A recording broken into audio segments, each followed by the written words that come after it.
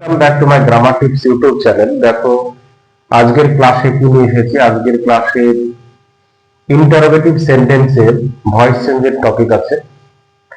তো আমরা জানি যে কোনো বাক্যের দ্বারা যদি প্রশ্ন করা বোঝায় তাহলে সেটা ইন্টারোগেটিভ সেন্টেন্স হয়, লাস্টে জিজ্ঞাসা চিহ্ন থাকে এবং বাক্যের গঠনগুলো কি হয় যে অক্সিলারি ভার্ব দিয়ে কিন্তু শুরু হয়। আর দিয়ে শুরু হতে পারে, ইজ দিয়ে শুরু হতে পারে, ডু দিয়ে শুরু হতে পারে, ক্যান দিয়ে শুরু হতে পারে, ইত্যাদি দিয়ে শুরু হতে পারে।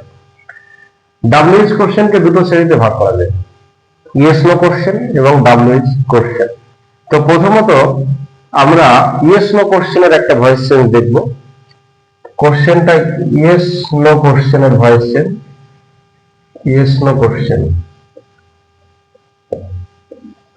যদি বলি আর ইউ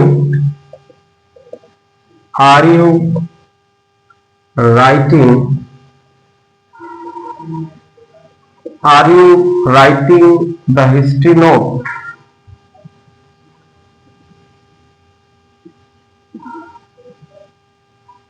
হিস্ট্রি নোটস, তুমি কি হিস্ট্রি নোটস গুলো কি লিখছো? তাহলে নিশ্চয়ই এখানে অক্সিলারি ভার্ব আছে, তার জন্য লাস্টে কিন্তু জিজ্ঞাসা চিহ্ন। এরকম বাক্যের ক্ষেত্রে ভয়েস চেঞ্জ কি করব? প্রথমত যাতে ভুল না হয় আগে সাজিয়ে নেবো বাক্যটা, আগে অ্যাসার্টিভের প্যাটার্নে নিয়ে যাবো।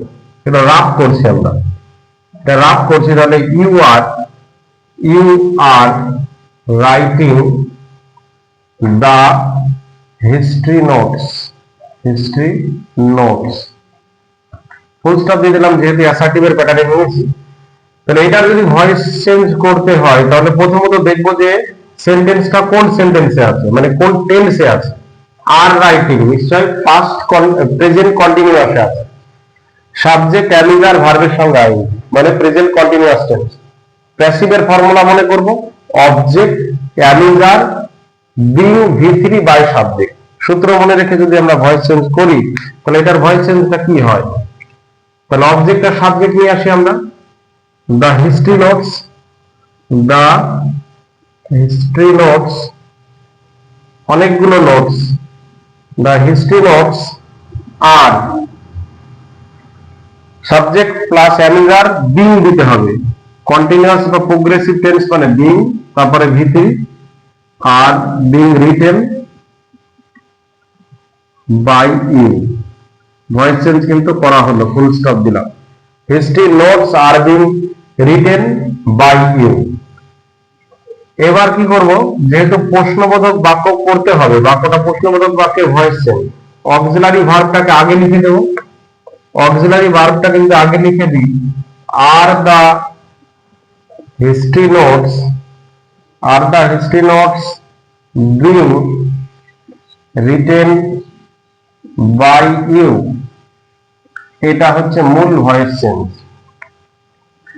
এটা রাফ করলাম, আর এই বাক্যের ভয়েস চেঞ্জ হবে এটা, are the history notes being written by you. একই রকম ভাবে যদি WH সেন্টেন্সের ভয়েস চেঞ্জ আমরা করি, WH সেন্টেন্সের যদি আমরা ভয়েস চেঞ্জ করি তাহলে একটা বাক্য নিই। যদি বলি why did you send the SMS, বা মেসেজ যদি বলতাম তা ঠিক আছে, why did you send the SMS, তুমি কেন SMS টা পাঠিয়েছিলে? এটাও WH কোশ্চেন, প্রশ্নবোধক বাক্য। তাহলে প্রথমত আমরা কি করব, এটাকে রাফ করে নেব। এই WH শব্দটাকে বাদ দিয়ে দেব এবং বাক্যটাকে ফুল স্টপ প্যাটার্নে সাজাবো, সাবজেক্ট ভার্ব অবজেক্টে সাজাবো। কেমন হবে? তাহলে প্রথমে ইউ লিখলাম, ইউ যেহেতু পাস্ট টেন্স আছে, ডিড সেন্ড মানে সেন্ড করে দেবো past tense. You send the SMS, এটা কি হলো? অ্যাসার্টিভের প্যাটার্নে করা হয়ে গেল। Subject V2 object, subject V2 plus object কি আছে? এটা পাস্ট ইনডিফিনিটে আছে। পাস্ট ইনডিফিনিটে আছে, তাহলে ভয়েস চেঞ্জটা আমরা কি করব? ভয়েস চেঞ্জটা করব আমরা সাবজেক্ট V2 অবজেক্ট, এর মানে প্যাসিভ ভয়েস যখন আমরা মনে করব তখন object was oblique were V3 by plus subject. তাহলে ভয়েস চেঞ্জটা এবার করব। কি ছিল? দা এসএমএস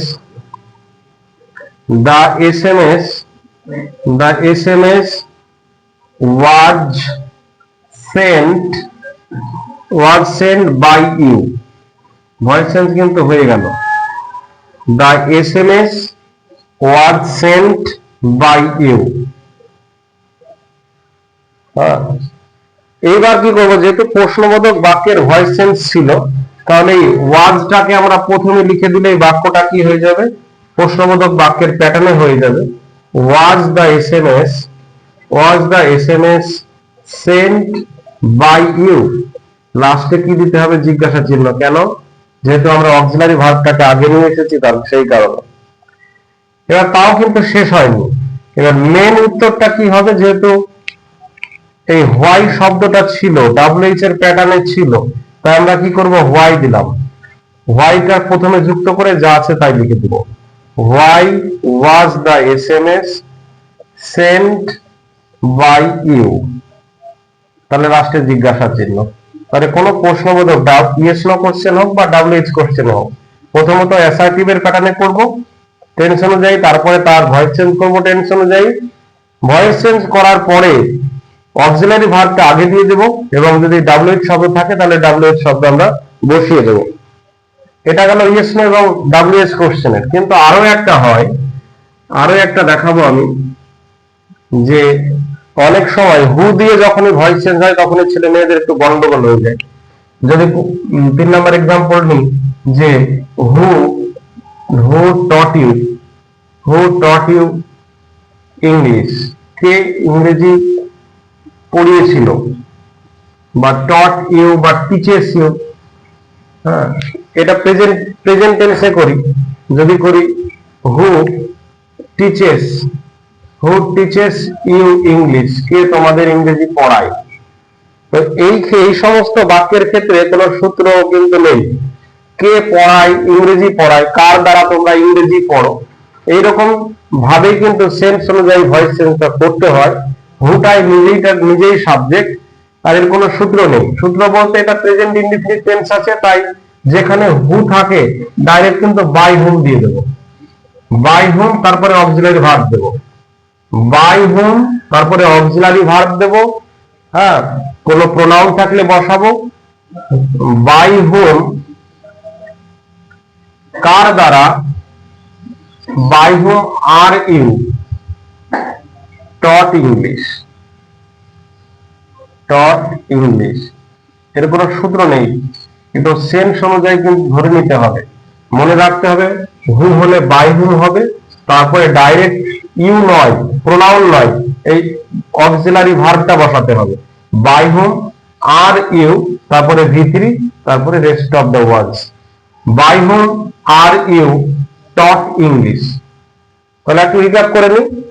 যদি ইয়েস নো কোশ্চেন হয় বা WH কোশ্চেন হয়, বাক্যটাকে ইন্টারোগেটিভ প্যাটার্ন বাদ দিয়ে অ্যাসার্টিভ এর প্যাটার্নে সাজাবো। সাবজেক্ট ভার্ব অবজেক্ট সাজাবো, তার ভয়েস চেঞ্জ করব। ভয়েস চেঞ্জ করার পরে অক্সিলারি ভার্বটা আগে লিখে দেবো, দিয়ে লাস্টে জিজ্ঞাসা। আর যদি WH শব্দ থাকে তাহলে WH শব্দটা প্রথমে লিখে দিয়ে জিজ্ঞাসা চিহ্ন দিয়ে দেবো। তাহলেই কিন্তু প্রশ্নবোধক বাক্যের ভয়েস চেঞ্জ হবে এবং কখনো ভুল হবে না। এবার যদি হু থাকে তাহলে বাই হুম লিখে সঙ্গে সঙ্গে অক্সিলারি ভার্বটা দেবো, প্রোনাউন বসাবো, তারপরে V3 বসিয়ে বাক্যের বাকি অংশ লাস্টে জিজ্ঞাসা ছিল। তাহলে আশা করি ভয়েস চেঞ্জের টপিকটা বোঝা গিয়েছে। ভিডিওটি কেমন লাগলো অবশ্যই কমেন্ট বক্সে জানাবে, এবং এমন ভিডিও পাওয়ার জন্য লাইক, কমেন্ট, শেয়ার করবে। ভিডিওটি দেখার জন্য অনেক অনেক ধন্যবাদ।